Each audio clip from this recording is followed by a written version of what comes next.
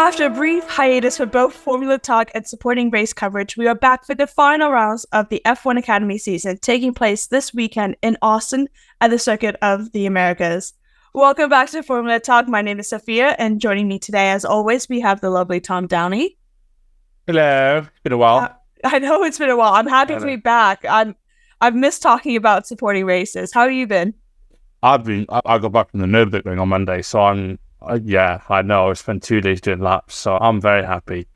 Definitely got to post some content on that one. That seems amazing to go around the track. I didn't take a single photo when I was there because I spent, I spent the whole time I was there. I'm very much one of these that live in the moment. I spent the whole time just driving around.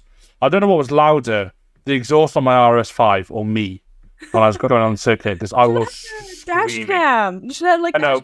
That would have been the perfect do a lap around. Oh, Yeah, I'm going to be going, but I'll probably go back to sort of March next year or so, and I'm going to get some GoPros in the car. But yes, I'm very well, thank you. Cool, awesome. Before we get into this episode, we must thank our sponsor for this episode, which is BetOnline. BetOnline is your number one source for all your betting needs. Get the latest odds, lines, and matchup reports for baseball, boxing, golf, and more. BetOnline continues to be the fastest and easiest way to place your wagers, including live betting in your favorite casino and card games available to play right from your phone. Head to the website or use your mobile device to sign up today and get in on all the action. Remember to use our promo code BELIEVE, that is BLEAV, for your 50% welcome bonus on your first deposit. BetOnline, where the game starts. And also, be sure to follow us on our brand new social media channels. You can find us on X, Instagram, Facebook. I was about to say Twitter, but then I was like, I just literally said X. But it always changes. But it's at Grid Talk UK, so you follow us to stay up to date with all our shows, not just Formula Talk, but also our sister show, Grid Talk. It's been a bit of a hiatus. We've both been, mostly me, have been a little bit busy between work and life in general, but we know we have missed coverage about the last round of Formula 2, Formula 3 that took place in Monza. We will be covering it. We're going to plan after F1 Academy is all done, which finishes this weekend. We're going to do an F3 roundup because we now have some drivers being announced for the 2024 F3 season. When it comes to Formula 2, we still have one more round, which is all the way in Abu Dhabi. So we still have a bit of a while before we can decide who will be taking the championship as well. Because it's going to go down to the wire, and I can't wait. And then also we will be discussing F1 Academy and some of the things that have been coming up in the news. And who knows, maybe even throw in a bit of IndyCar because it's been chaotic already in this off season. And I can't wait. I'm ready for the new season of IndyCar to start because it's shaping up to be crazy already. So, F1 Academy. Bit of a hiatus from the last round. I think the last round took place end of July. So it's been a bit of a break. July. Yeah, it was in France. July 30th was the last race that they did. I knew there was a big gap. I didn't think it was that long. And that's one of the bugbears to have about a calendar from this year. Obviously, as we'll talk about in a minute, the calendar for 2024 is quite a bit different, and it's very much been a year of shedding water. Development. Finding their feet, should we say, for the bodies involved. And the news. So you can tell I've done it for a while. So's keen being, isn't she? I know. Oh my god. Yeah. So it's good, and it's good to have F1 Academy back. And one of the things I'm really excited for, I've just had a quick look on Sky Go. Obviously, my Skybox is downstairs, so I can't check that. But I just checked on Sky Go because obviously the weekend is on Friday. One of the good things about it being in COTA is I love COTA as a circuit anyway. It is one of my favourite circuits. It's certainly my favourite of the modern, especially Tilke circuits. Is certainly my favourite of all those. I think Austria is my favourite ever circuit. I had an interesting choice, I know. Closely followed by Abu Dhabi for certain reasons. I'm joking. 2021. Yeah, no, that's a joke. That circuit's awful. No, back on topic, you can tell I haven't done this for a while either. Obviously, good circuit, lots of room for support races because they have stuff going all year round. So it's not like the surface gets particularly dusty like we do with places like the Hungaroring where it doesn't get used all year round. But the other thing, because obviously it's in Texas and it's slightly later in the afternoon for Texas as well for the F1 stuff, it means that when the support races are on, we can actually watch them, and we can watch them at times that aren't ridiculous. Now, when I say ridiculous, I don't mean like the European rounds where we'd wake up at 8, 9 a.m. to watch F2, F3, or talking about it. We're waking up at 6 in the morning for some of these European FIBA series races. Oh, yeah, I don't wake up for all of those. I'm talking like catch up on quality afterwards, and then maybe watching the Saturday race with a cup of coffee, and that's only for F2 because F3 is I might be asleep. But yes, but on a real, obviously F1 there's qualifying on the Friday, so it's a different weekend format for that anyway. So that frees up a little bit of time for F1 Academy. I don't know offhand what time they're racing, local time, let alone UK time. I haven't looked. They haven't released it yet. Well, there we go then. But given free practice for F1 is something like 4 p.m. UK time, something like that, or maybe even later, and quali is something like 8, 9 p.m. for us. That means I'm hoping that the main bulk of the Friday action is going to be between 5 and 7 p.m. or something. Now, that obviously at the time of recording, we don't have the timings out. So freaking on furiously Google, we don't have those timings out. So it is, I could be waffle like normal. Yeah, it'll be good for TV coverage, and it'll only be a good thing for F1 Academy that they're going to have effectively the broadcast that F1 gets or that F2, F3 get. Obviously, they're not going to have the same commentary team or all the rest of it, but all the infrastructure there to live stream it is there. And as far as I'm aware, it's actually on TV as well, because that was one of the biggest bugbears we had at the start of the season. It was, to be honest, I was absolutely fast, and I'm glad that F1 or whoever it is, the Formula 1 management, are actually going to be broadcasting this live on Sky, because I, for one, will be watching it. Granted, I might have it on my iPad, because there's a small match of the Rugby World Cup semi-final on Friday and Saturday. Don't you roll your eyes at me. Come on. It's every 4 years, mate. And, but I will absolutely be watching it.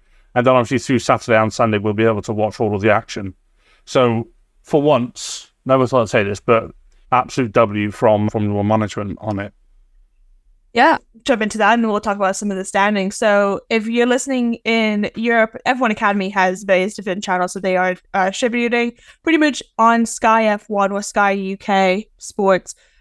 If you're based in the UK, that'll be where you will be able to watch it. If you watch it, obviously, on your country's usual channels to watch F1, it'll be on the same. I've just checked the website. There is no times posted yet.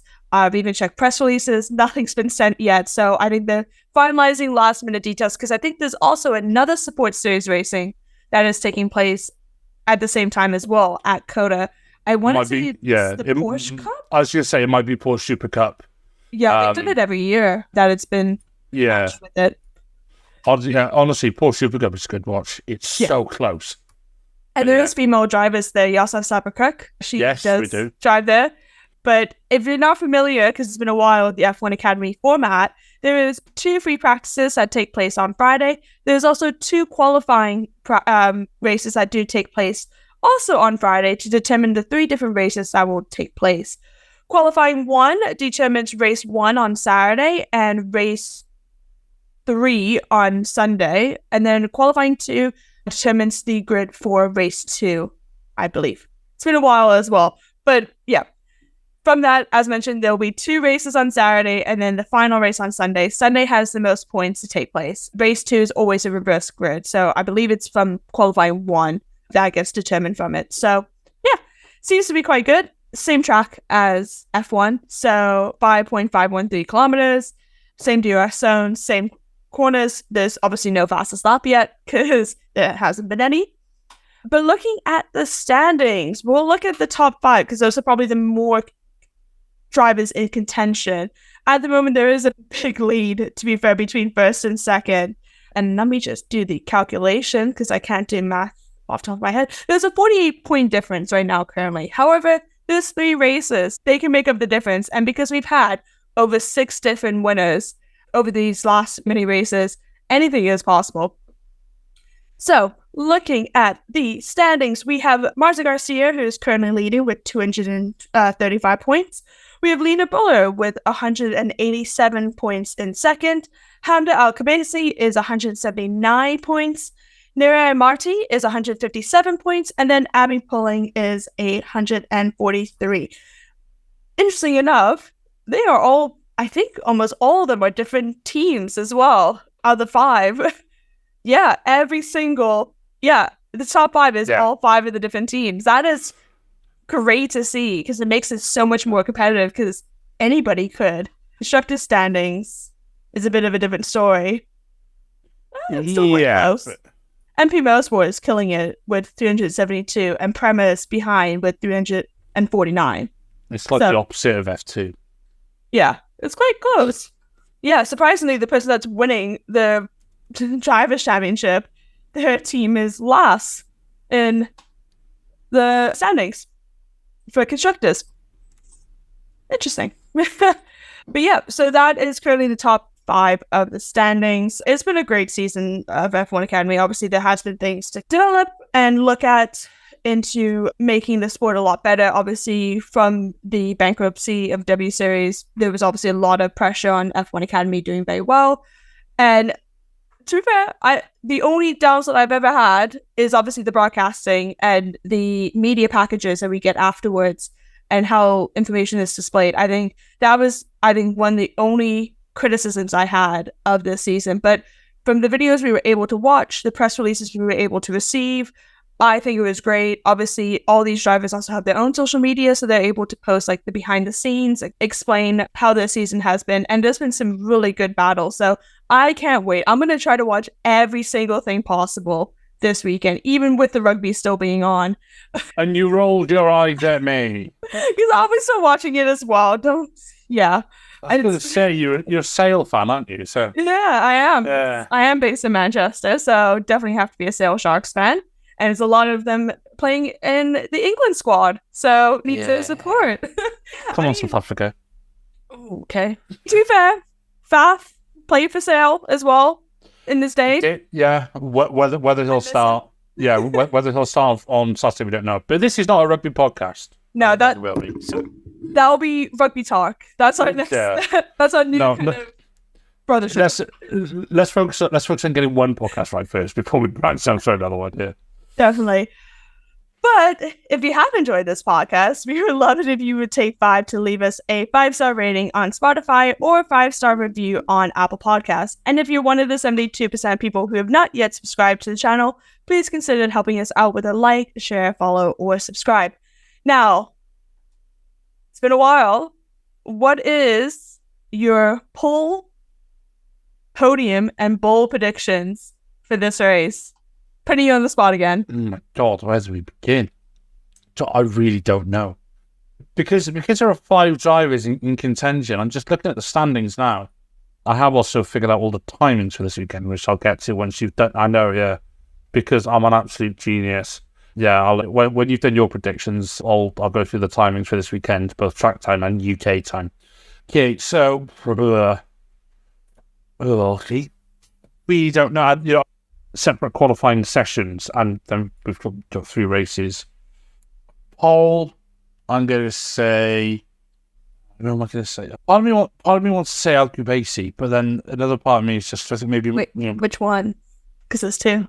Oh God, they're in the same team as well. Yeah, no, Hamza Al-Khabaisi because she's been. I think I got the right one, but yeah, apologies if not. She's damn good this year. Yeah, I say either Hamza Al-Khabaisi. Marta Garcia or another one that I'm going to have a little bit of faith in because she's riding this wave. Obviously, recent announcement today, aside from McLaren, I'm going to back Bianca Bustamante as well.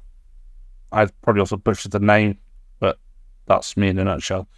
Oh God, as for I'm going to say my bold prediction. To be honest, I'm not going to give you 3 different podiums because I can't think that much. Or just top spot for all 3. Okay, so I think Marta Garcia is going to win race 1 because I think I'm going to put her down for pole. I'm going to say Hamza Al-Khabaisi is going to win race 2, and Bianca's going to win race 3. And my bold prediction is Marta Garcia wins the championship by race 2. Okay. And I just hiccups. Okay.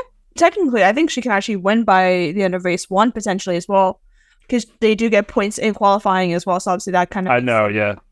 Some gap as well. Definitely I think race 1 she could win. It depends on where.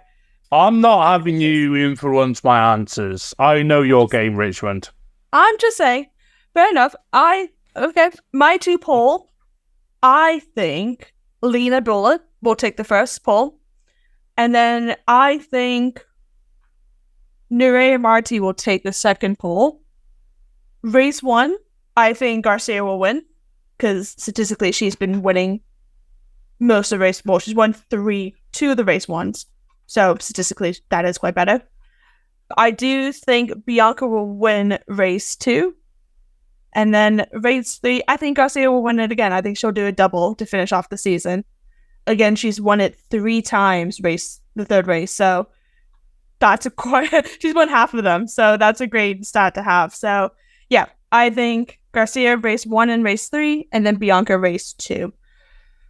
My bold is, I want to say, because DNFs have still been quite a big thing that does happen in the races, not due to drivers' skill and crashes. A lot of it's actually been more mechanical than it has been due to battling. I do think no DNFs by mechanical failure is going to be my bold in any of the races. It can happen in qualifying, that's fine. Doubt it. Free practice, doubt it. Could be possible. But in any of the races, no mechanical failure DNFs. I think that's standard. Yeah, that's not me race quitting, that's me pressing the wrong button because I just briefly turned my camera off. Yeah, to Josh, I'd forgotten about the lack of reliability. I can't remember who makes the engines. I think it's Mechachrome. Yes. I thought so, because it's just the same sort of junior series. It's probably in the contract that I couldn't do the engines until I would do the chassis or something. But yeah, that's a good point actually about mechanical reliability. Is in F1 Academy's defense, there's not been that many sort of like major accidents this year. There has been like, obviously you're driving running wide and all the rest of it. That happens. That happens in motorsport because drivers will push, they'll find the limit, and sometimes they'll push past the limit. But there haven't been any really notable daft accidents. There should have been nothing like Lance Stroll level where you just sit there and roll your eyes like The Exorcist. You've got to give credit to them. You know, they've all raced very cleanly this year. And some of them have been racing in between of this gap. I know, just because I do follow her on social media more than the other drivers, Bianca does race in F4. She's also been on some of the US Pro tracks as well, working in, I think, like one of the endurance style ones. And a few other drivers have been taking place in different F4 disciplines and other kind of motorsport disciplines. So it's not like they've taken such a big hiatus. Some of them have been doing sim, some of them have been racing in other support racing, or even just getting more time out on the track. Some of them have been doing some test driving and development as well, potentially, for teams that we're just not aware of at the moment, because leading into the next season, it is that announced, and it was announced in July, but we've not really discussed it too much, but it also relates to some news that broke today, which is that all 10 F1 teams will have an F1 Academy driver and livery for the 2024 season. Now, I'll mention this as well because that means that they will have backing as potentially a development driver. It's still not stated what kind of role the F1 Academy driver will be involved with. It's, I believe, to the discretion of the F1 team as to what they will be doing. But news is just broken today that we have one driver already announced in F1 Academy for 2024, and that is Bianca. She is now with McLaren for the new season, and she's actually moving from Prema to ART, which is a big jump, I think, in her career, because she's been racing with Prema even in F4 disciplines as well. Yeah, so she's been with Prema for a while, and it's a bit of a leap of faith. I do wonder if, obviously, ART being a sort of British-backed team, I wonder if there's perhaps some contractual obligations with her joining McLaren. I don't know. I'm just speculating, but yeah, no, it's good to see drivers beginning to get nailed on for next year. And as for the F1 team's involvement, I hope it's not just a case of slapping their livery on a car, buying some prawn sandwiches, Red Bull catering style, and just. I hope they do actually work with the drivers. And I'm not saying to see them in like free practice every other race weekend, especially if it was like a sprint weekend or something, that'd be daft. But if they get regular simulator time, or even if they just sit on the pit wall or in the pit garage and they're just around it, it's good that I see. I think it was Lena Buller last week, who's with Alfa Romeo, I want to say. She was out in, I can't remember if it was this year's car, if it was a previous car, but she was out doing some laps somewhere. Again, I can't remember where, and I do apologise. That's that very much a skeleton story. But the point was, it was the first time she'd ever been in an F1, sitting in an F1 car and then actually taking it out, doing some laps. That's huge in itself. That's really big for someone in F1 Academy to get into an F1 car, because it's showing that, at least I hope, and I really hope, that F1 teams are taking this seriously. And that's certainly what it appears to be. I will reserve judgment until we see what happens with F1 teams' involvement next year. And if we don't, there's going to be an absolute juice of a podcast that you and I are going to do, where I'm going to tell them a new one. Yeah. Also, you got Jess Hawkins as well. That was in the Aston Martin recently as well. She is not in F1 Academy, but she has been Aston Martin's reserve driver. The thing is that there's 15 cars in the 2024 season. That means 10 of them will be backed by a F1 team. The 5 remaining will still be backed by other sponsors and might have other teams supporting, but those 10 are the main. The fact that we already have one already announced for McLaren, I'm excited to see who goes to which. Obviously, Lena has connections to Alpha. I want to say, to be fair, it wouldn't surprise me if Sophia Flourish actually switches from F3 to F1 Academy. I was just thinking Alpine, because that is her. She is an Alpine driver. That would make sense. I would say maybe because F3 is higher than F1 Academy, it might be seen as a step down. Yeah. It just depends, because also we still don't know if the person that wins F1 Academy means that they cannot compete in F1 Academy. It's still not, I've not seen that in any kind of press, media, rules, whatever. So we still don't know. I think that would do a disservice to whoever wins it, if it is Garcia, if it is Lena, because that also can hinder the development, because if they can't get an F3 seat or an F2 seat, they're just stuck, because then they're going to have to go to a different discipline. But we'll see. I'm excited. As well, the program manager for doing the involvement with F1 teams is actually a former F1 driver and ex-McLaren test driver, which is Emmanuel Pirro, who is helping with the program in F1 Academy. I didn't know that. He's also a steward in F1. Oh, okay. That's cool. Yeah, he is one of the programs being headed up by him, as according to the announcement announced today for Bianca. And speaking of 2024 again, we have a calendar for next season, and it is matched to the F1 calendar. And I am excited for us, because that means we are more likely to get proper coverage of the racing in between. I'm interested to see, because I've not had a chance to cross-check it, but some of them is also relating to F2 and F3 races on their calendar. Straight off the back, Abu Dhabi is on the calendar for F1 Academy. F2 always races in Abu Dhabi. I want to say F3 is racing in Abu Dhabi, but I could be mistaken. No, F3 was done out of Monza. Oh, okay, yeah. Oh, yeah, because they're not doing Azerbaijan like how they did 2 years ago either. Why is my computer being weird? Yeah, so the calendar is as one extra round. So instead of 6 rounds, or actually no, there were 7 rounds this year as well. It is taking place in Saudi Arabia, Miami, Spain, Netherlands, Singapore, Qatar, and Abu Dhabi. I like this because it's a big mix. It's not all not all European and then one North American like it has been on this calendar so far. I don't think they have announced where the testing is. Yeah, they've not announced where the testing is for, I'm assuming this could be about 2 to 3 different testings in between some of the races. So March 7th to March 9th is in Jeddah, May 3rd to May 5th is in Miami, June 21st to 23rd is Barcelona. August 23rd to 25th is Zandvoort. September 20th to 22nd is Singapore. November 29th to December 1st is Qatar. And then December 6th to 8th is Abu Dhabi. So not that many big breaks as well. Got a double header to end the season. The only big break is in between March and May. There's 2 months in between Jeddah. I'm looking at it here on my left. There are 2 months in between, and then so we've got Spain, the Netherlands, Singapore, Qatar, and Abu Dhabi. It's good because it's following it's not as like fits and starts as we've had this season, and there's a good mix of circuits there because that makes the circuits. Looking at just taking those apart some of the nations after this, just looking at the actual circuits, obviously incredibly fast, high speeds. We've seen what it can do. Certainly in the junior series, look at F2 from I think it was 2021 or 2022, and then Fittipaldi had that horrible accident off the line.